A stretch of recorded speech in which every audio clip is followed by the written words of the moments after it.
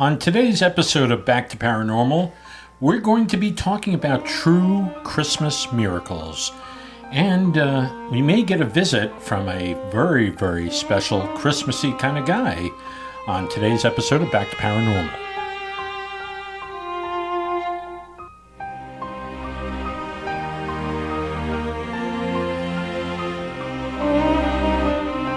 Well, hello and welcome back to Paranormal.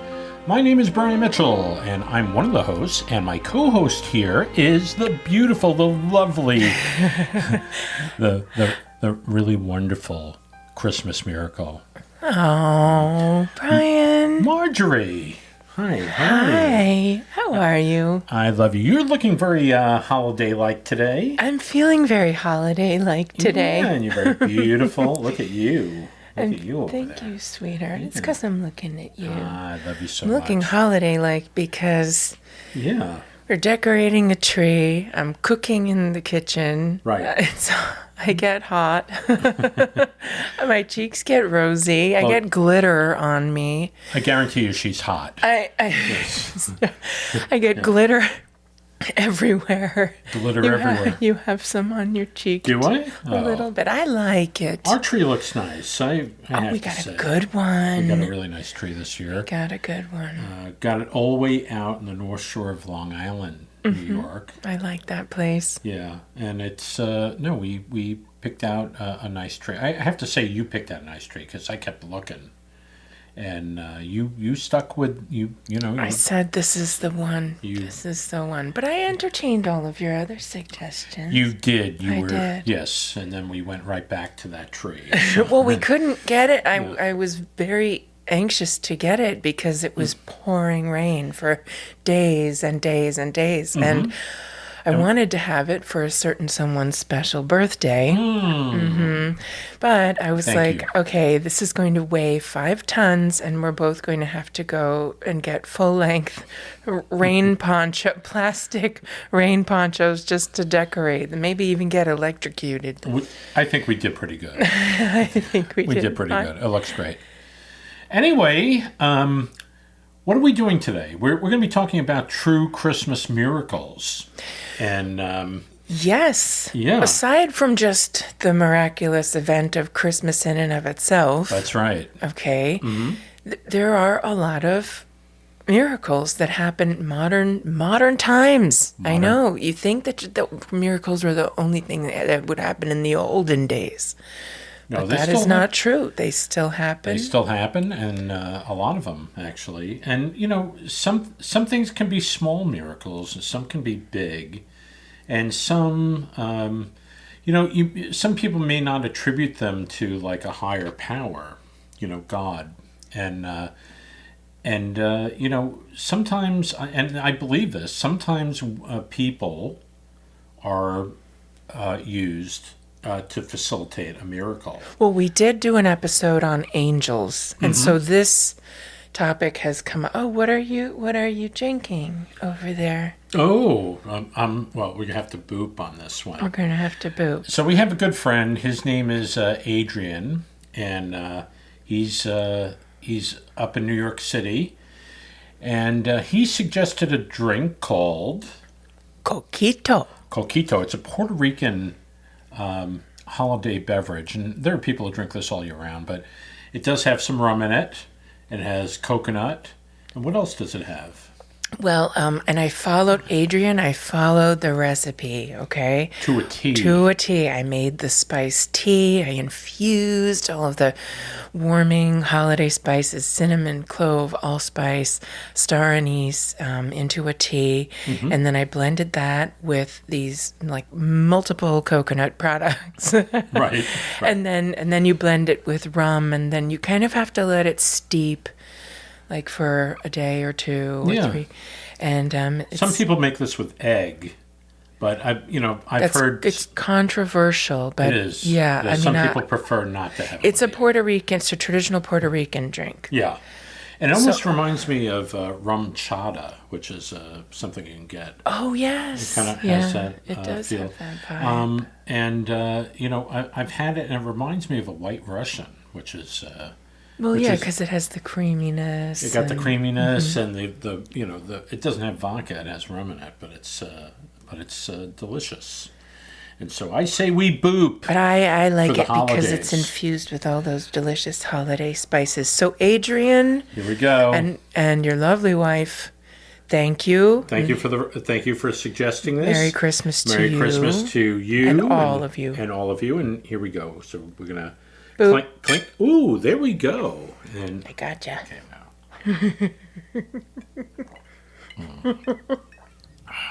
Oh boy. When I sip my drink, Yeah. I go away from the microphone. And I go to You it. literally Because I'm the sound effects guy on this show. Yeah, I go right to it. You hear it's my gulping, it's not hers. Yeah.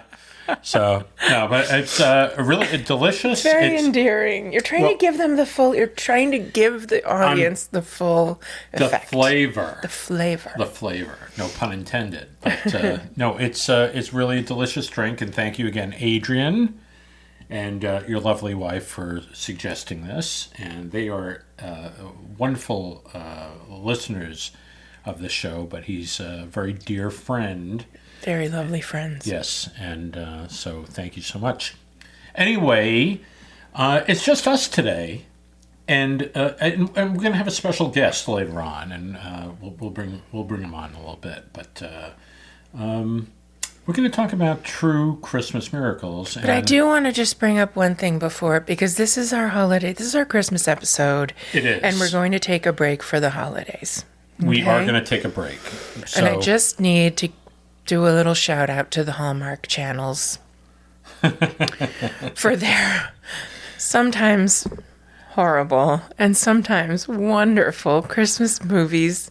yeah.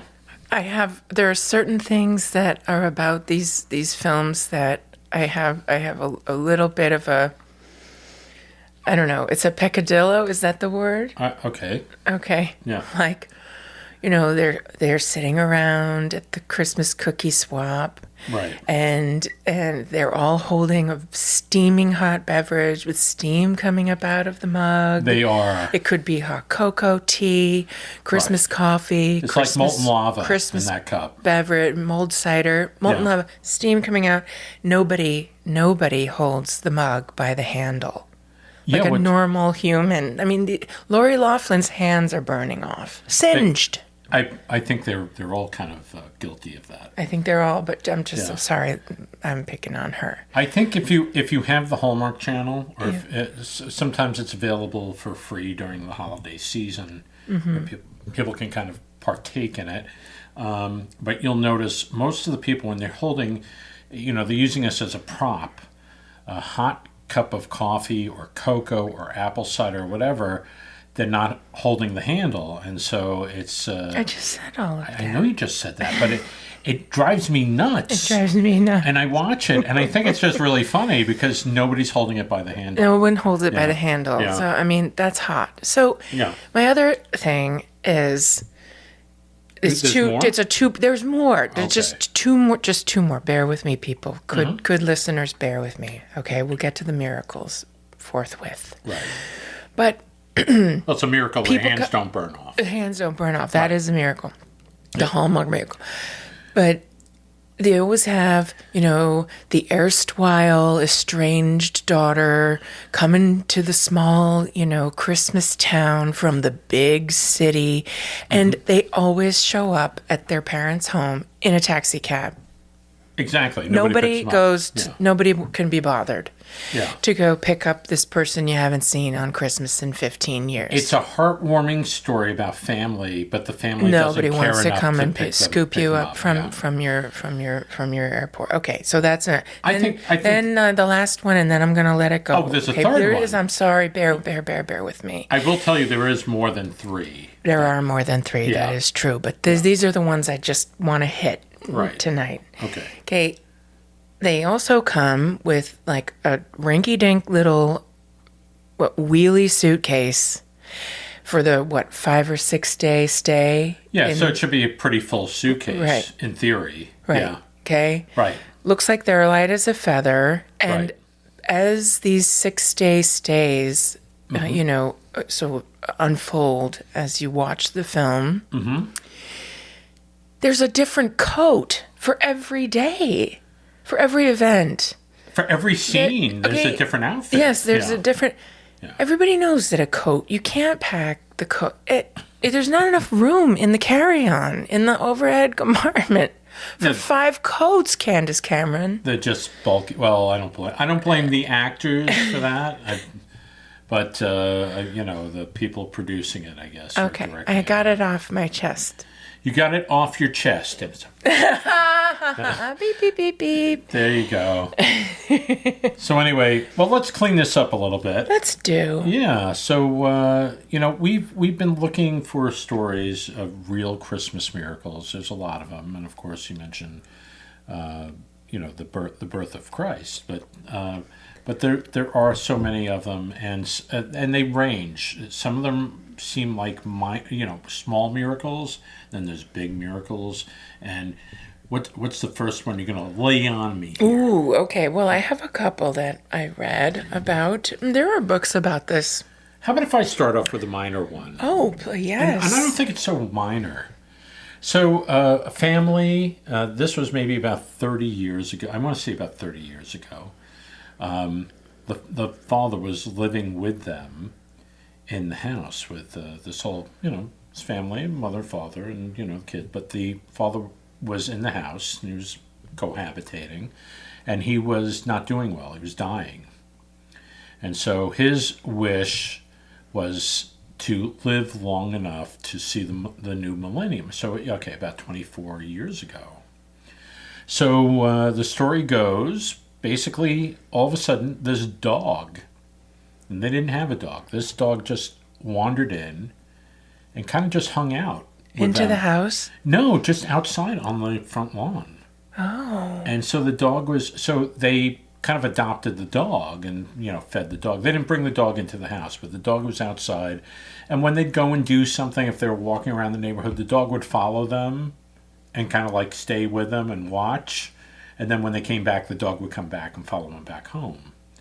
And so this went on. So it was kind of like a distraction for the family because, they were dealing with this, with the father or the grandfather dying. And so what happened here was they said it was a nice distraction that the dog was there, and it kind of took their attention away a little bit so that they could...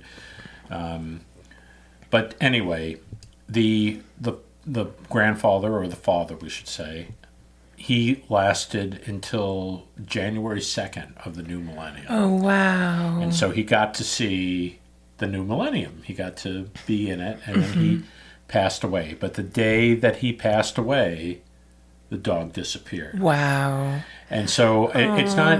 I so like that one. Yeah, so it's a interesting little story, and a lot of people will probably go, well, is that really a miracle? I think it is. I think it is. I think that when a household is shrouded in sorrow and they're going through some dark times, that is big, because even though it seems small, it meant that big amount of difference that they needed in their day to day. Watching someone you love suffer.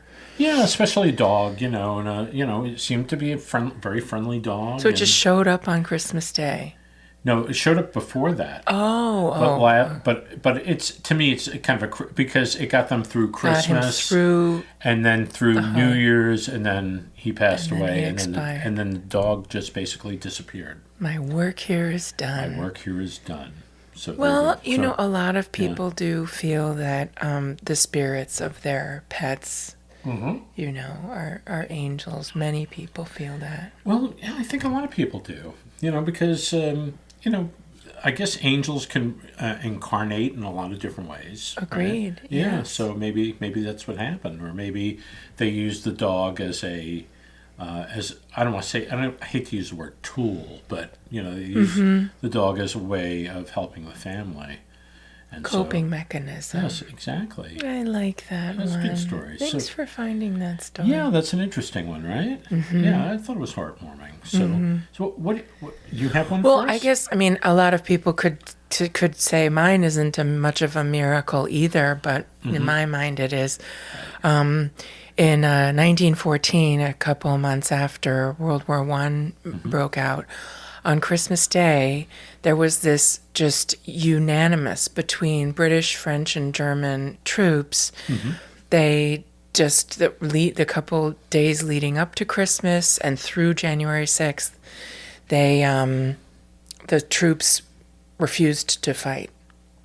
Oh, They really? took it upon themselves to have an unofficial ceasefire between all of them. Wow. They shared souvenirs. They played football.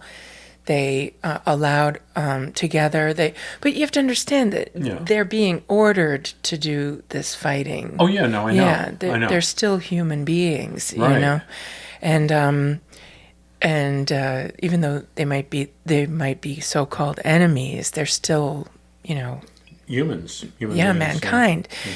And they would sing carols, and at times they would allow others to go onto beyond enemy lines to retrieve their wounded and their friends who had fallen. Wow.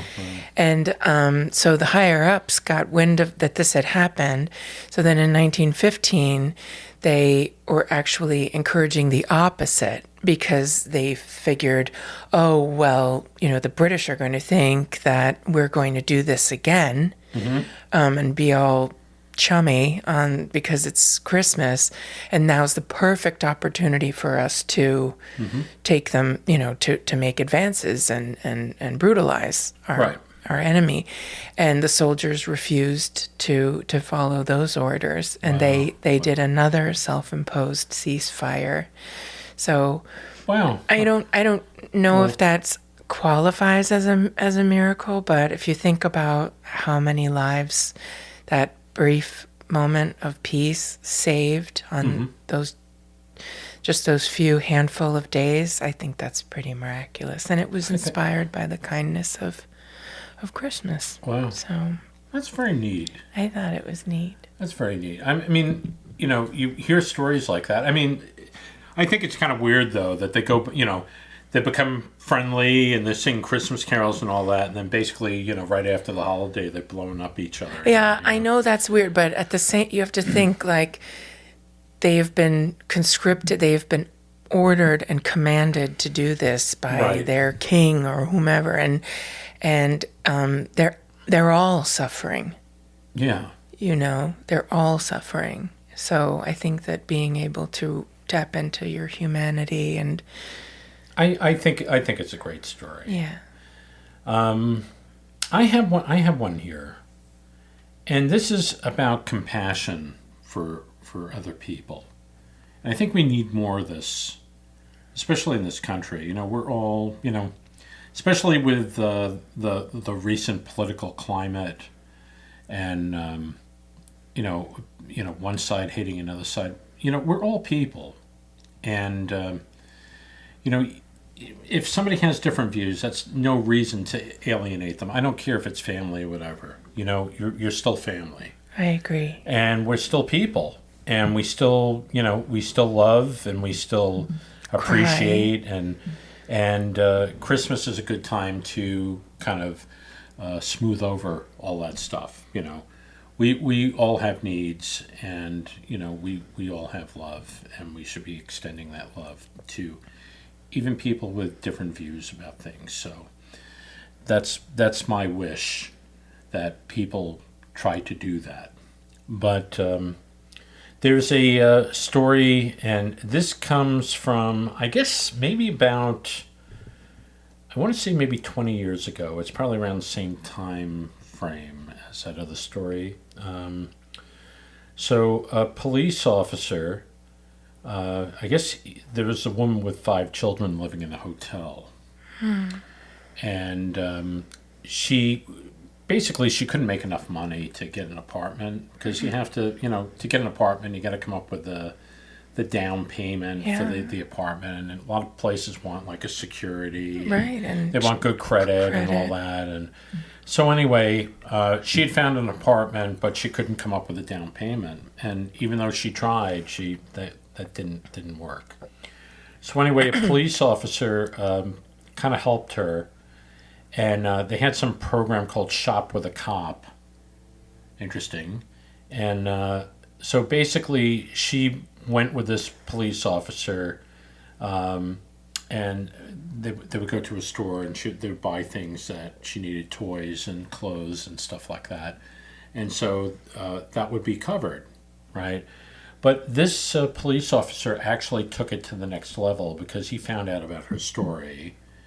And so what happened was he actually raised money.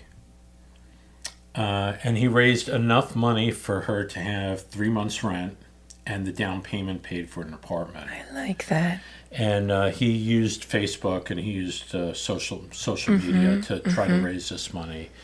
And so anyway, he gave her the keys to this apartment. I guess a realty company got involved too, and helped her find a place. And so anyway, she was presented with the keys before Christmas. But what was interesting was her kids, actually that was their Christmas wish, was to be in a home for Christmas. Yeah. And I think this goes back to what I was saying before. I think the good Lord, I don't want to say, I don't want it to come off crude. Like he uses us. I hate to say use. He encourages us to do things that are good. Well, we aspire to, I think we aspire to please him. Yes, absolutely. But I think there are certain people that, and I think it's a lot of people that basically they're being called to help other people. And some people answer that call very strong, and some people don't. And it would be great if more people did answer that call, because I believe there are angels on this earth. And if, and if you are beckoned, you should help. Anything helps. Anything helps, That's very well said, honey. Well, thank you. Thank you. So that's my little story. My little Christmas miracle story. But it's, no, I think it is a miracle because it's basically what they were hoping for. The kids were hoping for. The mother was hoping for that too, so. So I have another one. This is by a lady named Genevieve Cliff. And she this was before GPS, before mobile phone. She didn't have any of that. She went out on Christmas Eve to a Christmas party, and she was driving home very late alone. And it was, dark, obviously. And she went to her exit, and it was blocked off, and there were no detour signs at all. So she just kept driving. And she got off at the next exit, and that just led her to a completely empty, dark shopping mall parking lot. And there's no one around, and it's very late, and, she's all alone. And she looks at her gas gauge, and it's almost on E. Oh, because of the extra distance. Because of the extra distance. Okay, so I take it she was tight on money. Yeah. Okay. We've all been in these dire situations where you're just like, oh, please, Lord, please. And she turned off the car, and she put her forehead down on the steering wheel, and she said a little prayer. And she suddenly saw this bright light beaming above, reflecting in the hood of her car. And she lifts up her head, and she sees this really tall, bright lamppost light. And so she turns the car back on, and she's thinking, maybe I should follow this light, because no other lights were on. Right. And so she drives closer and closer to the light, and she sees that it's an auto dealership. And she's thinking, oh, maybe there's a night watchman, and they'll be able to direct me. Maybe I'll find someone. No one, nothing. But as she gets closer and closer and closer to this one bright light, there's a paper sign that is pointing, like with writing on it, that says, "This way to Route 55," and wow. pointing her in the direction of how she could get back on the proper road to get home. the proper route home. Wow. This random one lamppost miles away from where the exit had been shut down. Interesting. And she got home safely. Wow. Mm-hmm. This had to be in the middle of the sticks somewhere. Probably. What did we do before GPS? I don't know. Was that on Christmas Eve? It was on Christmas Eve. Wow. I have a Christmas Eve story that's pretty heartwarming and pretty amazing, I think. It's about a Arizona couple, and this is in the 1940s. They're driving through the desert, and it's nighttime. They're trying to get home. And all of a sudden, car tire blows out. They have to pull over. And in the middle of the night, the husband has to try to change the tire. So the wife is out there trying to help, and she hears like something in the distance, like almost like a wailing. And so she hears it, and then she's like, that's kind of weird. She thought it was the wind, but then it happens again. It sounds more like a baby cry. So she follows the crying, and in the middle of nowhere, baby in a hat box with a blue blanket. And she picks up the baby. The baby seems to be fine, but, it's cold. Yeah. Yeah, I mean, even in Arizona. No, yeah. But anyway, they take the baby, and so, but totally abandoned. Oh my God. And so just left out there for the coyotes oh my or gosh, whatever. yeah. Yeah. But Christmas Eve. Wow. And so they take the baby, they bring it to the authorities, and they end up adopting the baby. So nobody, So anyway, the story is basically the baby grows up, fine woman, and she lives into her 80s. Mm-hmm. So she may still be around. I don't know. That's amazing. I love that. Yeah, it's a great story. I don't like most of it. But it had a happy ending. But it's miraculous. That is a miracle. That's a miracle because it's a lonely road, nobody around. Middle of the desert. Predators everywhere. Yeah, and tire blows out, and there just happens to be a right baby there. Right there. Oh, thank you, Lord. Yeah, I find that's a miracle of Christmas for me. And if you're out there and you're saying, "Oh, it's a coincidence," no, sorry, no, not a coincidence. That is by the grace of God. Oh my gosh, yes. Yes. And so I'm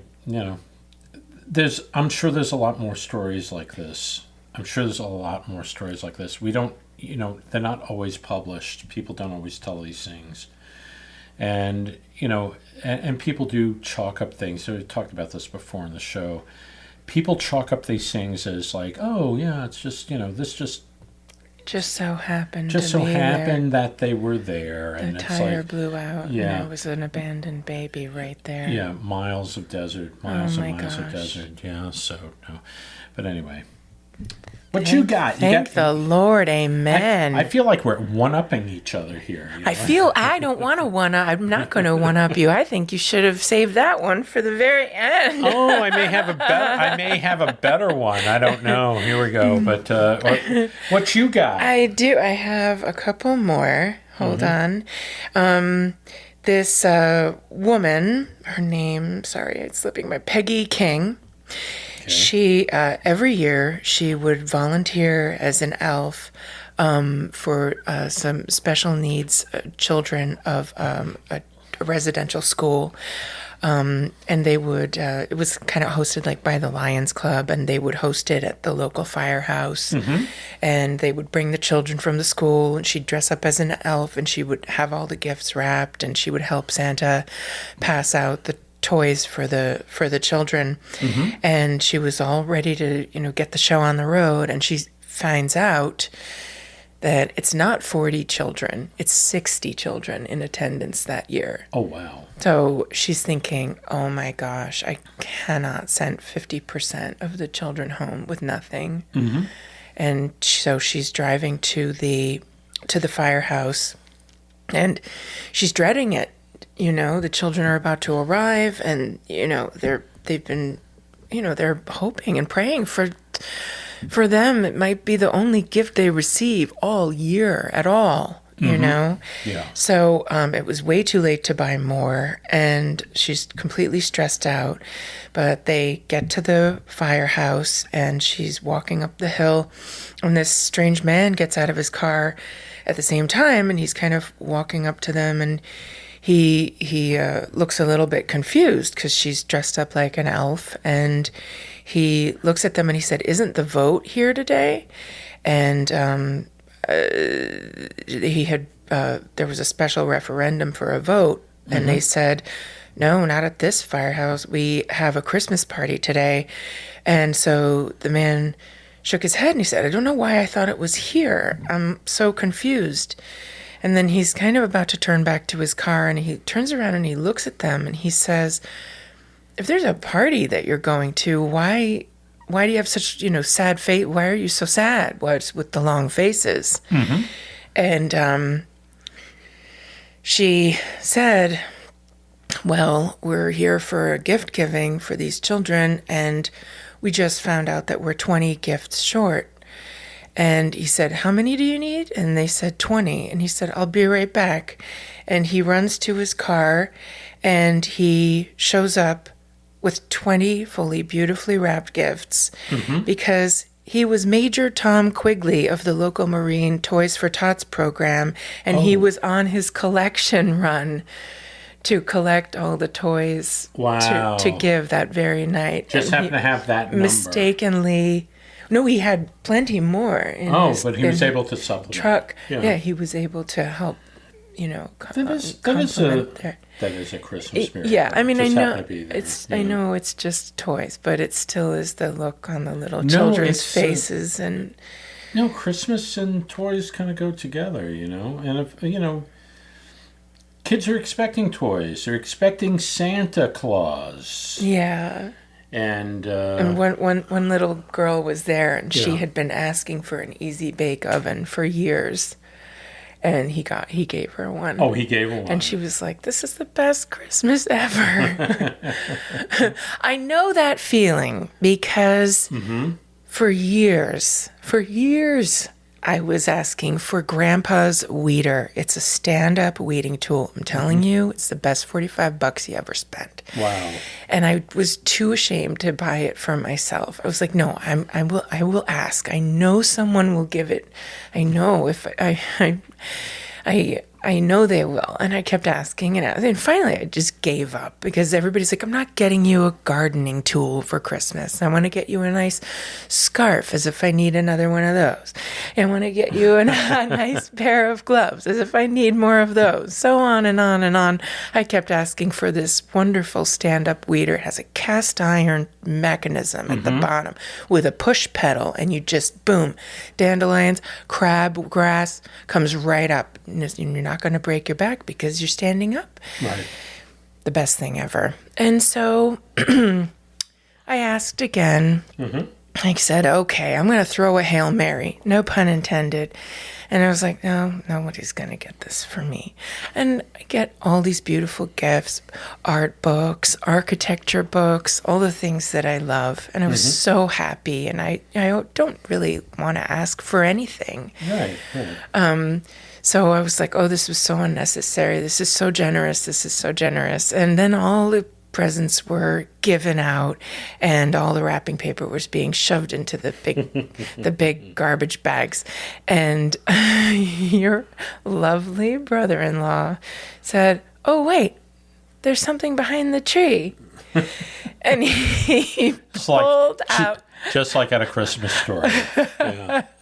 He pulls out this tall, 6-foot-long thing, all wrapped up like the most beautiful red and white candy cane made with wrapping paper that you could possibly imagine. And he hands it to me. And I was like, no way.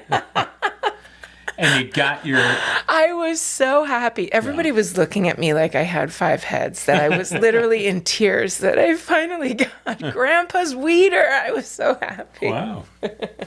I remember that. I remember that. Yeah. Yeah, it was like that Red Ryder shotgun. It was like it doesn't shoot your eye out. Doesn't shoot your eye out. But it'll impale some nasty weeds. Yeah. Well, Christmas miracles happen all over the place. Different ways. Yeah.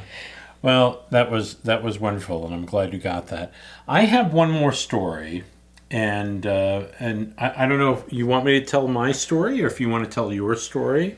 Mine is a Christmas Eve one, and it is miraculous.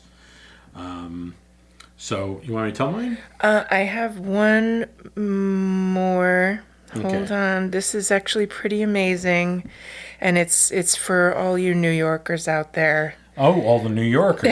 All right. There were brothers who had come here from South America when they were quite young, and they wanted to make a good life for themselves. Sure. And Alcides and his brother Edgar, they became window washers, and they had a very, very tragic accident. Oh. The elevating window cleaning platform was in very poor condition, and they did not know this, and they fell about 47 stories. Oh my goodness. And one of them was killed. Wow. Yeah. Wow. But the other one, Alcides, was still alive.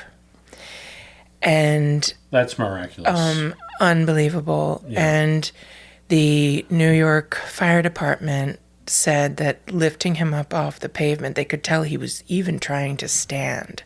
Wow. And they were begging him to stop, because when you get your adrenaline going, you know. And they said lifting him onto the gurney was like holding a fragile cracked egg. It was that bad. Wow. Wow. They induced him into a coma, and they really didn't think he was going to make it. Right. But he woke up on Christmas Day. Oh, okay. And he recognized his wife, and he knew that his brother, but his wife had been praying and praying and praying. Right. And he came out of his coma on Christmas Day. He's still alive. He's living down south. They show pictures of him with the New York Fire Department. God bless their hearts. Right. And he says he can't run, but he can walk. And I think that's a tremendous Christmas miracle. It is. It is. Yeah. Wow. And shame on that building for doing that to For them. being negligent. Yeah. Well, I have one, and I think this is going to be the last one because we have a special guest in the wings. Well, no, it's the second to the last one, because I want to remind people about the Magi. Oh, well, can we tell that afterwards? Yeah, we'll tell it after. Okay, here we go. So this happened in the Midwest, and I'm going to say maybe about 30, 40 years ago. A couple checked into a hospital on Christmas Eve, and they're going to have they knew they were going to have a baby. And so what happened was the wife was in labor, and I think they were going to do this naturally. Somewhere along the way, though, the wife ran into a little bit of distress. Not a little bit, a lot, actually. And she expired on the table giving birth. And so the hospital staff, they went into action because she was in labor. And so they had to perform an emergency C-section, of course. And so they delivered the baby, but the baby was stillborn. And they put the baby in the father's arms, and he lost his wife and his newborn baby. And but somehow, moments later, they were trying to work on the baby while he was in the father's arms. The baby started breathing, and the heart started ticking.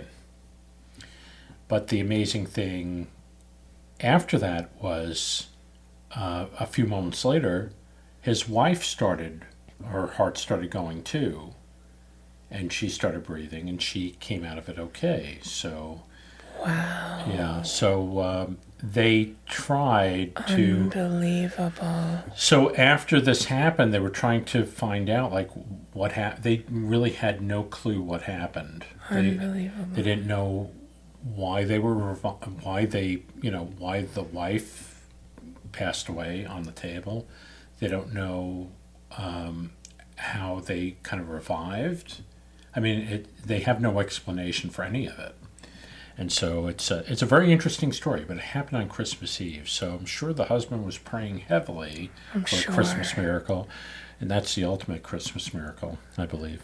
I believe that too. There's so many, many more. There are so many more. Yeah. We are going to... But I want to just remind that we don't have a Christmas where the three wise men are not referenced, that they follow the star that rose, to show them the way to find the future king of the Jews. Right. And they charted their course, and they followed this star, and they knew that there was a miracle because it was a prophecy. Right. And all three of them believed, and they were faithful, and they came to bow before them. Mm-hmm. But it's not mentioned in the Bible, really. None of them are mentioned, even referenced by names, until like the 800s. So, but in the Gospel according to Matthew, there's one small reference to them, and the most important thing is not that there was the miracle of Christ, which is huge, because we wouldn't have Christmas without it. Of course. It's not because they were guided by this miraculous bright star, but at that time, King Herod knew that there was a prophecy that there would be a son of God, the King of the Jews. Right. And he had set out a decree to destroy the lives of all boys born under the age of 2. And they met with the three kings. Herod met with them and said, when you find this, this gift from God, let me know where he is at, the newborn babe of Bethlehem. And so, dutiful kings, they said, of course. And they met with, the Holy Family, and they laid down their gifts. And as they slept that night, all three of them had a dream, and they were told, do not return to Herod. And if they had, Christ's life would have ended right then and there. And I think that's amazing. It is pretty amazing. Yes. That is wonderful. And it's a beautiful story. It's not just one miracle, it's a string of miracles that happened. Yes. It's a culmination of miracles, in my mind, at least. I think in a lot of people's minds. Yeah. Yeah. Well, it's pretty amazing. We are going to segue now. We have a couple of friends that are friends with a very important person with Christmas, and this is kind of the big enchilada. The big enchilada. Super plugged in. Exactly, and he is the man with the bag.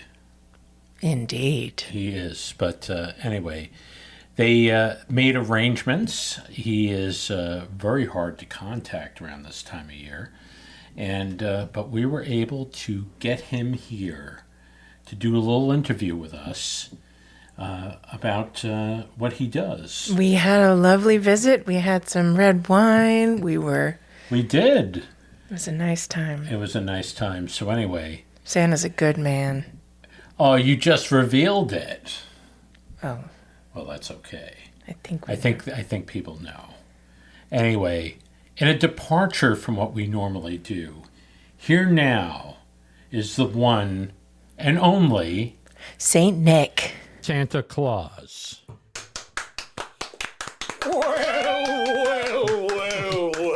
Well, and double well.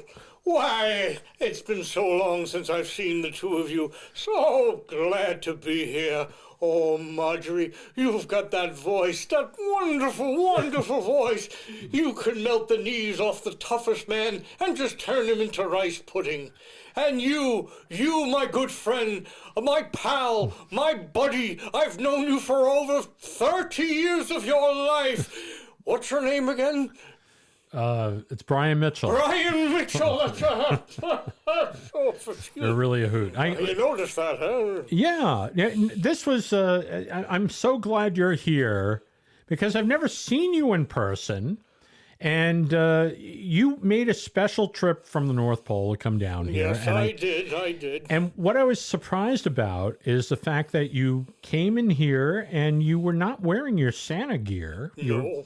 Is this your pedestrian outfit? This is my, well, only when I'm walking, yes, but it depends if I'm driving a car or a sleigh or some type of reindeer, I'm not sure. But yes, this is my pedestrian outfit. I like to lay around in it. Yeah. How did you make it down today? I like your civilian clothes. Oh, you like my civilian clothes? Oh, thanks. You should see my socks. But how did I make it down today? Well, let's see. First, I got on the Amtrak, and then terrible, terrible ride on that Amtrak. Oh, I'll tell you. It was difficult getting into New York City because people came around and asked me about autographs and all that. Santa. Yes. Okay. So you have been doing this for a long, long time. Well, very long, very long. Okay, so 2,000 years. 2,000? It has been that long? Yes, sir. My Lord. It only feels like yesterday I began. You know, I began in working beginning, really. I was making shoes. Make shoes. You were a cobbler. I was a cobbler, but it had no benefits, so I said, I got to do something else. I think you found your calling. You found your calling.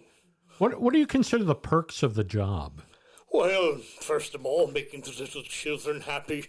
You know, when their faces glow on Christmas morning and they see the toys that we brought them. What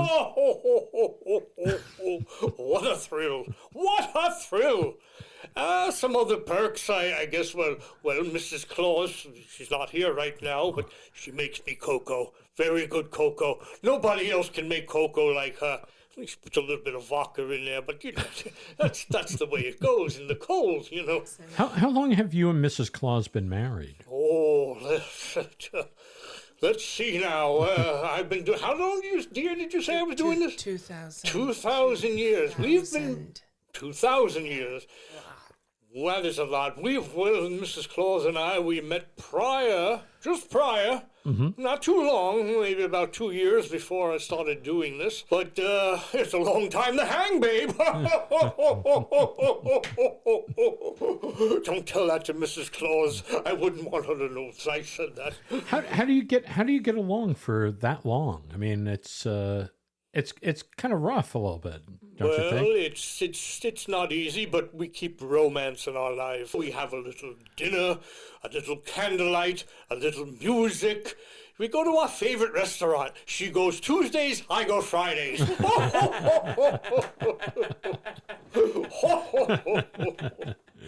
That's a good tip. That is a good tip. And I'm a good tipper. I saw the Sheik of Arabic perform. That's how long I've been around. Oh, wow. Okay, here's a good question for you. Go ahead. Okay. Now, you monitor.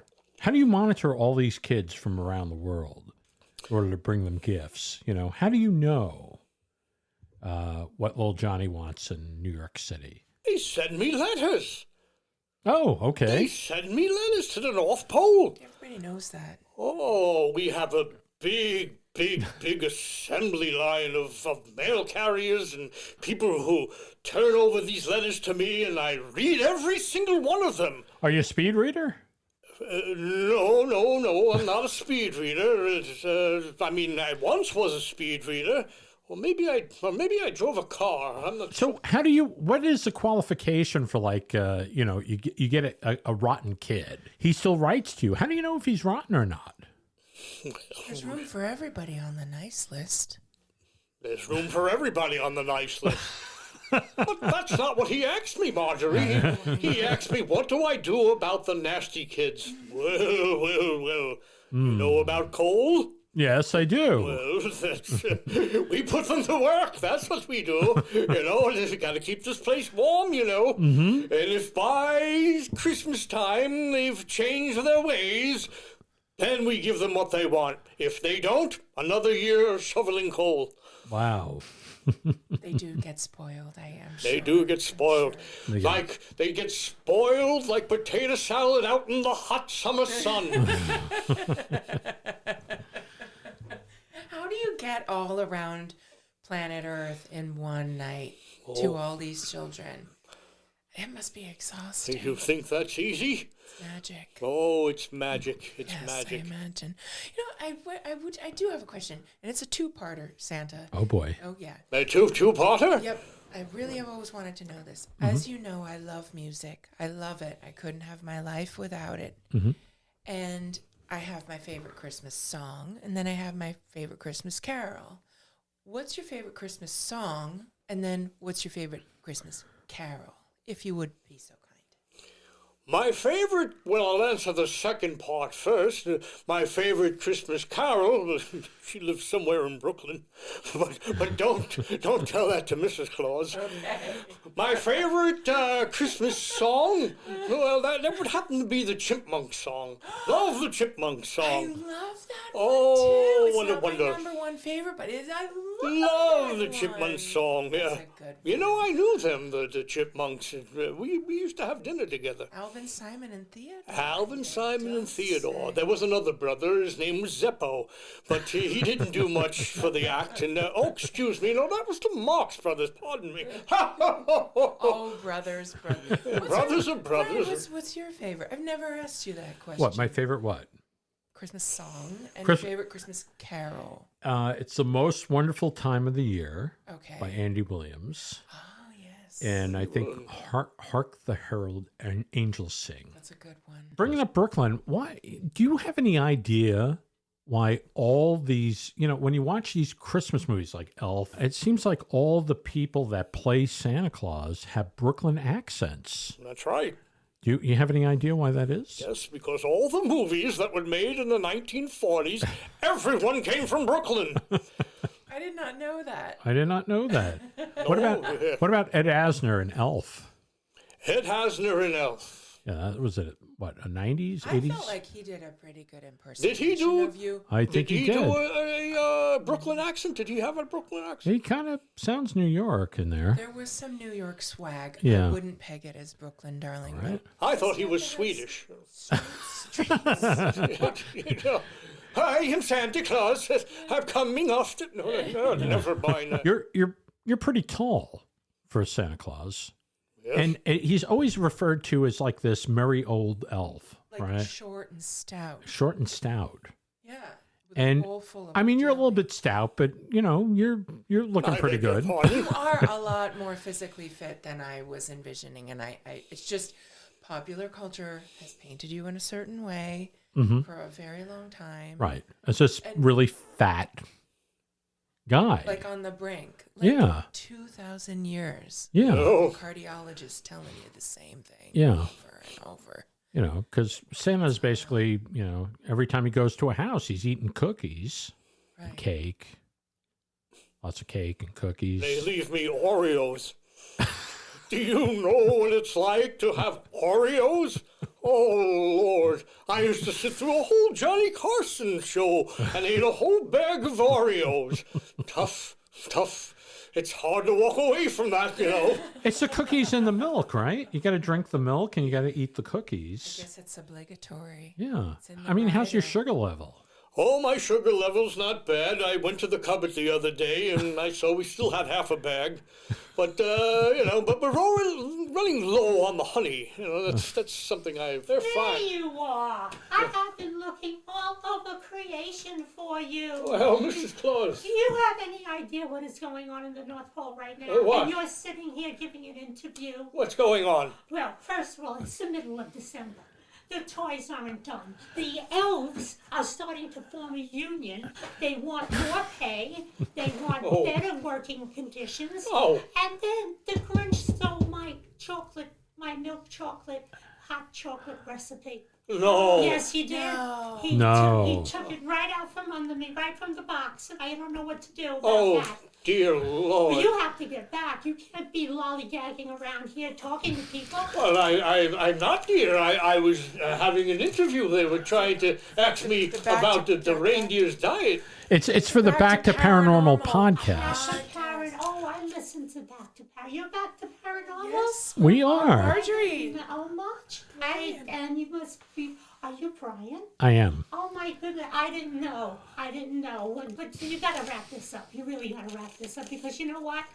We got a disaster up there. I know you're both very busy, and Busy people. but we want to thank you so much for stopping by Oh, very welcome, very welcome. and answering the questions that the people want to hear. And Merry Christmas to you, Santa and Mrs. Merry Claus. Christmas. Merry Christmas to you, too. Merry I'm so excited I got to Christmas. meet you all. We are thrilled. We to are have met thrilled. you, and you're We are always welcome. But you got to get back up there. All right, but first, my dear, let's go get some shrimp. Okay. There you go, the seafood dinner. Merry Christmas. Merry Christmas.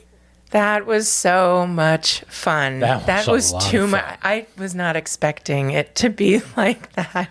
Yeah, I mean, seeing Santa Claus right here in the studio is I pretty didn't neat. realize. What a nice guy. And you're Yeah. right. He's so much more fit than they say. Yeah, he's like a... He's I don't know, quite He's spry. very athletic. He's an athletic Santa Claus. And not only did we get to meet Santa, but we got to meet Mrs. Claus as well. That's pretty neat. Oh, what a sweet lady. Yeah, you know. What a sweet lady. And we have to just say a very, very special thanks to our dear, dear friends, Tony and Nikki DeStefano. We love you. And thank you for arranging that for us. Arranging that visit for us, it was a very special gift of Christmas. It sure was. It really was. Lovely friends, and we love them. We do. Anyway, I just want to say, and you know, Marjorie said this to me before, that we don't want to preach about this, but there's always somebody less fortunate than you that would appreciate, you know, $1 or a smile or a little gift, and I think, you know, that's something that we should think about all year long, but especially around the holidays here. You know, doing a little something for somebody that can really use it, even if it's just a little talk on the telephone and just you know, trying to buck them up a little bit, you know, and help out. I think that's really important.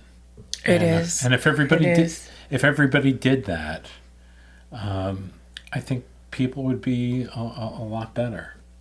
You know, that's just my 2 cents. No, I quite agree. I was Yeah. so grateful that we were able to find all the gifts that the children wanted at the shelter. Yeah.